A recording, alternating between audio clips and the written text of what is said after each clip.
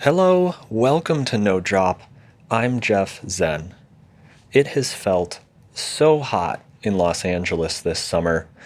For a place that is usually associated with a dry heat, we actually don't have that high of temperatures this summer, but what is different is we're dealing with very, very high humidity. Just a few weeks ago, I was having a conversation with my buddy Colton, and he was telling me how, with this humidity, there really isn't anything that we can do to train ourselves to deal with these types of conditions. Now, for me, when I hear something like that, my ego immediately says, no way. You can train yourself to do anything. So I started looking into what is the weather that we're dealing with that is making this year so unusual, and can we do anything to actually train ourselves to deal with these conditions any better? We have an El Nino this year, which is bringing unusually warm ocean waters close to the coast. And so, an area like Los Angeles, where we are surrounded by mountains, is perfect for holding this humidity right over us. All of Los Angeles is experiencing this really high humidity. And beyond high humidity, we have very, very high dew points. Dew point is a really great metric to look at because it gives us insights into how can our bodies actually handle the temperatures that they are experiencing. I have been following dew point very closely this year. I use Apple Weather very often, and just right within the Apple Weather app, I just go down to the humidity section, and there, right under humidity, it'll say the dew point. And you can also see the daily forecasts for the dew point as well. So I've been tracking this, just sort of keeping an eye on it, actually using it to help plan my workouts and help plan some of the bigger rides that I want to do. Our bodies cool themselves on a principle called evaporative cooling. So as we work out and it is warm and our bodies are heating up, we start to sweat, and that sweat pools on the surface of our skin, and as it evaporates, it pulls some of the heat off the skin and actually leaves the surface of your skin a little bit cooler than the air around it. This is a very efficient cooling process, and as cyclists, we can actually sort of supercharge this process because as we move on flat roads and downhill, the wind blowing over us can actually speed up this evaporative process and make us feel cooler and cooler, making our workouts easier, more enjoyable. So as cyclists, we actually have a lot working in our favor when it comes to cooling. However, with what we're dealing with now, high humidity, high dew points, high concentrations of moisture in the air, it is short-circuiting our evaporative cooling process. So as sweat pools on the surface of our skin, since the air around it is so humid, it has nowhere to evaporate to. One thing that is also happening that makes this so much worse is that as we exercise and we start to sweat, when that sweat doesn't evaporate and that heat doesn't get pulled off your skin, our body thinks, oh, I need to push more water out in order to get this evaporative process going. So we find ourselves in situations where we can become rapidly dehydrated. We can start to have things like heat exhaustion, heat stroke.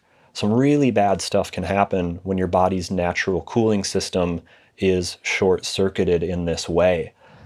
And that is what makes these conditions so challenging. Just to give you some perspective, kind of a normal summer in Los Angeles, we might see dew points in, the mid 40 degree Fahrenheit area, maybe up to 60 degrees Fahrenheit. But this year is very different. And we are seeing dew points that are commonly 65 degrees Fahrenheit, even starting to tip up towards 70 degrees Fahrenheit. And I know that those temperature ranges for dew point maybe don't sound like they are that drastically different, but the way we experience them is very different. And actually, as we get closer to 70 degrees Fahrenheit dew point, it becomes really taxing and kind of dangerous to be really, really active outside. I want this to be something that is on everybody's radar for the remainder of the summer. Typically, in years past, I remember even just last year doing the Pure Evil route, and that was about 200 miles and 22,000 feet. It just happened to be a heat wave that day. So it was about 100 degrees for a lot of that ride, but it was a dry heat. And at no point did I feel like, oh my gosh, the heat is really getting to me. I don't think I'm going to complete this ride. There were no questions.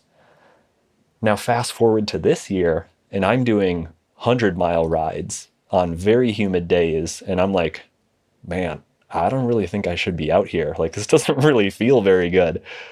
These are really challenging conditions to be in.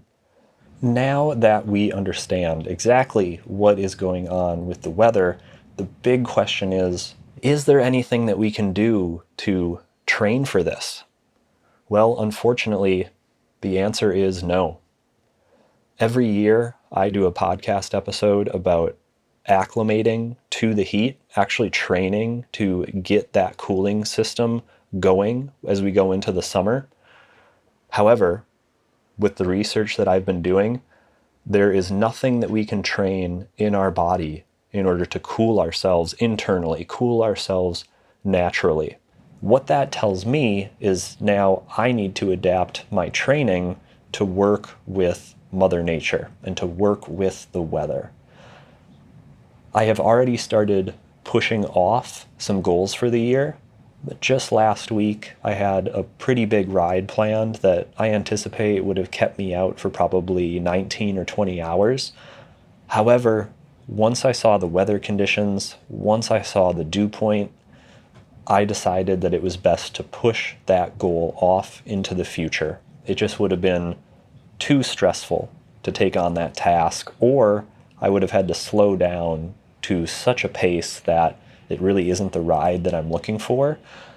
So I am pushing off goals. And I think that might be something for everybody to keep in mind for this year, is unless it's a paid event, something that you've signed up for and registered for, if these are just personal goals, adventures that you're trying to have outside, maybe look at the weather conditions and just start to decide, is this going to be worth it?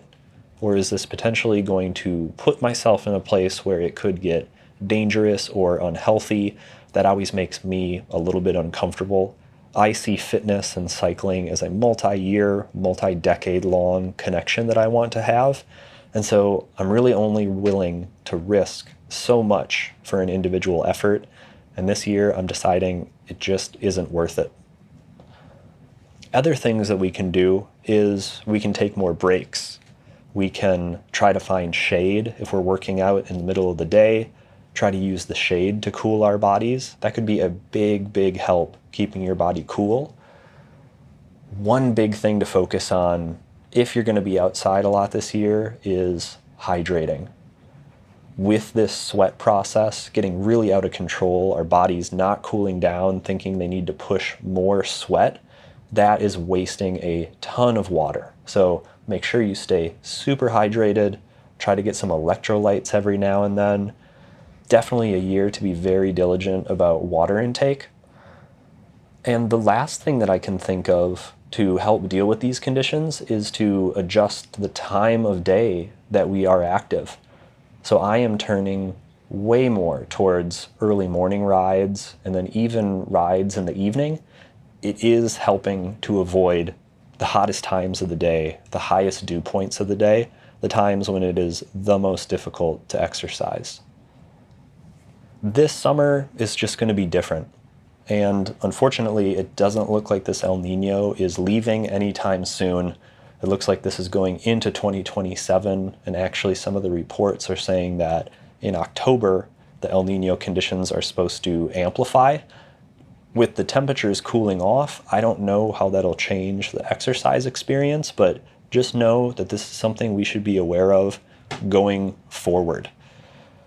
Hopefully next year dries out. Again, I love the heat typically, but man, this high humidity, I haven't felt this in years. So it is very unusual, but we're doing the best that we can. Let's be mindful, try to keep ourselves safe, try to keep ourselves healthy. That is all for this episode. If you are finding this podcast helpful, you can help support me. Please jump into the podcast notes. There you'll find a link to a Venmo and a PayPal. You can contribute to make future episodes of No Drop possible. Thank you so much for listening, and until next time, ride safe.